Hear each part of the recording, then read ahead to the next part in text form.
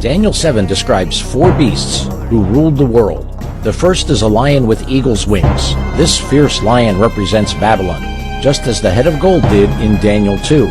Babylon ruled the world from 605 BC to 539 BC. By the way, Daniel 2 and Daniel 7 are parallel prophecies.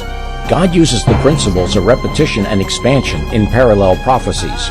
In other words, God repeats prophecies using different symbols, and as he does, he expands on the prophecy, giving us the necessary clues and additional information he wants us to know in order to understand the prophecy.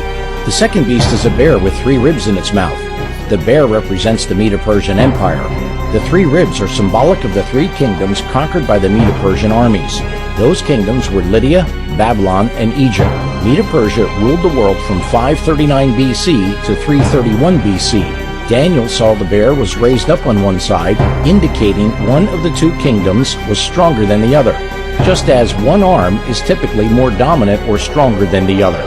The third beast is a leopard having 4 wings and 4 heads. The leopard represents Greece, led by Alexander the Great. The wings represent the speed which young Alexander conquered the world. The 4 heads of the leopard represent Alexander's 4 generals: Cassander, Lysimachus, Seleucus, and Ptolemy. After Alexander's death, these 4 generals divided the kingdom and fought amongst themselves for control of Alexander's empire. Greece ruled the world from 331 BC to 168 BC. The 4th beast was a dreadful, terrible, and exceedingly strong beast with great iron teeth. This beast, with its iron teeth, represents the same kingdom as the legs of iron. Those legs represented the pagan Roman Empire. Then Daniel focuses on the 10 horns of this beast, and coming up among them is another little horn, who destroys 3 of the first horns, as if they were plucked out by the roots. Daniel says, "In this horn were the eyes like the eyes of a man, and a mouth speaking great things." In our last program, we learned the 10 toes of Daniel 2 were the 10 barbaric nations which brought about the destruction of pagan Rome. Those toes are the same as the 10 horns on the 4th beast of Daniel 7.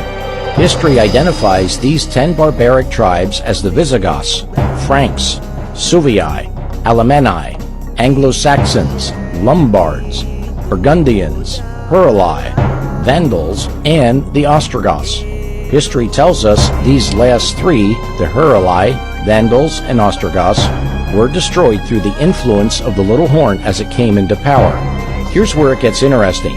God has given us additional information in this passage that was not given in Daniel chapter 2. Here God reveals the little horn power coming up among the 10 horns. The little horn of Daniel 7 is the most powerful enemy of God's truth and of God's people on earth today.